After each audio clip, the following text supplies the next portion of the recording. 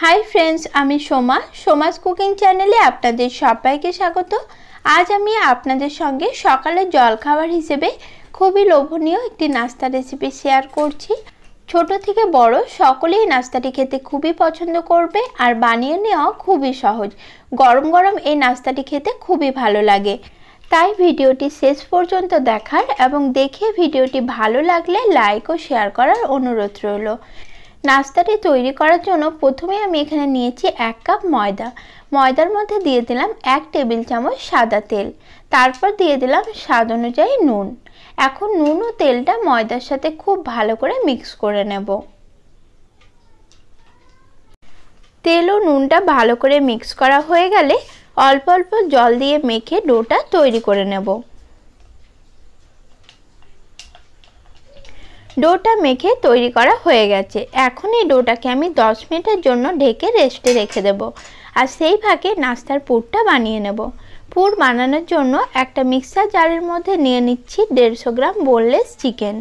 तारपर दिये दिচ্ছি একটা বড় সাইজের ছোট টুকরো করে কেটে রাখা পেঁয়াজ, 3 কোয়া রসুন ও দুটো কাঁচা লঙ্কা। সবকিছুকে ভালো করে মিক্সিতে আমি বেটে নিয়েছি।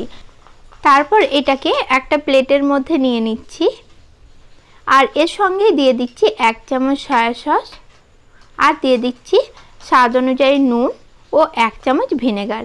ভিনেগারের পরিবর্তে আপনারা এখানে লেবুর রসটাও ব্যবহার করতে পারেন। এখন সবকিছু খুব ভালো করে মিক্স করে নিচ্ছি। সবকিছু ভালো করে মিক্স করে নিয়েছি। এদিকে ডোটা মেখে রাখা 10 মিনিট হয়ে গেছে। এখন ময়দার ডোটাকে আমি আরেকবার ভালো করে থেসে নিলাম। তারপর এখান থেকে ছোট ছোট লেচি তৈরি করে নিচ্ছি। লেচিগুলো তৈরি করা হয়ে গেলে হাত দিয়ে সমান করে একটু গোল করে নিয়েছি যাতে বেলতে সুবিধা হয়। এরপর চাকি বেলার মধ্যে একটা লেচি নিয়ে অল্প করে শুকনো ময়দা ছড়িয়ে লেচিটা পাতলা করে বেলে নিচ্ছি। লেচিটা বেলা হয়ে গেলে মাঝ বরাবর দিয়ে দিলাম পুর। পুর দিয়ে এক সাইড থেকে এইভাবে ভাঁজ করে মোমোটা বানিয়ে নিতে হবে। দেখুন এই ভাঁজটা দেওয়া কিন্তু খুবই সহজ, তবে আপনারা চাইলে যে কোনো শেপেই কিন্তু এই মোমোগুলো তৈরি করতে পারেন। এইভাবে একটা মোমো আমার তৈরি হয়ে গেল। একই রকমভাবে বাকি আরেকটা মোমো আমি বানিয়ে নিচ্ছি। নর্মালি আমরা যেভাবে মোমো খেয়ে থাকি তার থেকে এইভাবে একটু আলাদা রকম করে মোমোটা বানিয়ে যদি খাওয়া যায় সেটা কিন্তু খেতে আরও অনেক বেশি টেস্টি হয়। এইভাবেই সবকটা মোমো আমি প্রথমে বানিয়ে রেডি করে নিচ্ছি। আর আমার এই রেসিপিটি দেখার পর আপনাদের কেমন লাগলো আমাকে কমেন্টে অবশ্যই জানাবেন। একই রকমভাবে এখন সবকটা মোমোস আমি রেডি করে নিয়েছি।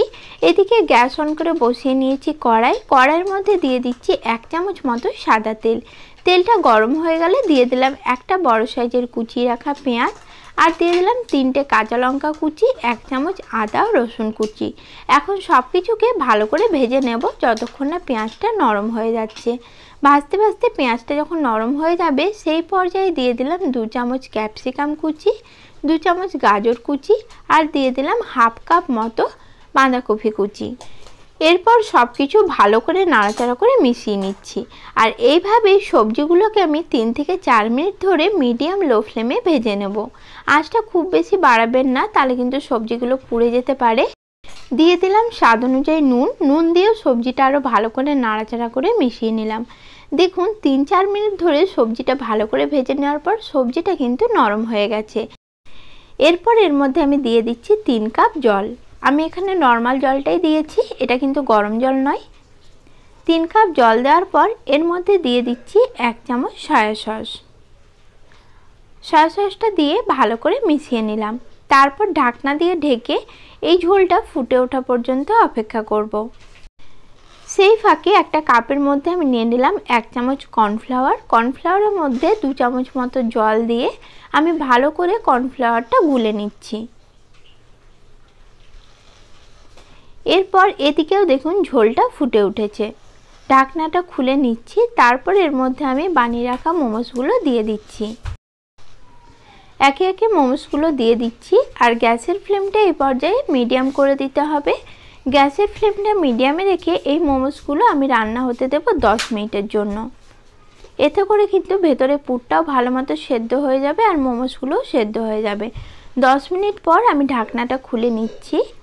এই পর্যায়ে যে কর্নফ্লাওয়ারটা আমি গুলে রেখেছিলাম সেটা দিয়ে দেব। তো দেওয়ার আগে কর্নফ্লাওয়ারটা আরেকবার ভালো করে গুলে নিচ্ছি, কারণ এটা তলায় বসে যায়। এরপর কর্নফ্লাওয়ারটা দিয়েও মোমোগুলো ভালোভাবে নাড়াচাড়া করে নিচ্ছি। আর কর্নফ্লাওয়ারটা দেওয়ার পরেই দেখবেন মোমোর যে স্যুপটা সেটা কিন্তু ঘন হয়ে এসেছে। আরও 2 মিনিট মতো ফুটিয়ে নিয়েছি, তারপর গ্যাসটা আমি অফ করে দিচ্ছি। আর গরম গরম এই মোমোসটা সার্ভ করে নেব। এটা কিন্তু সার্ভ করার জন্য এখন একদম রেডি। মোমোসের এই জলখাবারটি আমার একদম তৈরি, আর এটা গরম গরম আমি সার্ভ করে নিচ্ছি। গরম গরম খেতে এই জলখাবারটি বেশি ভালো লাগে। আজকের মতো তাহলে নমস্কার বন্ধুরা, সকলেই ভালো থাকবেন।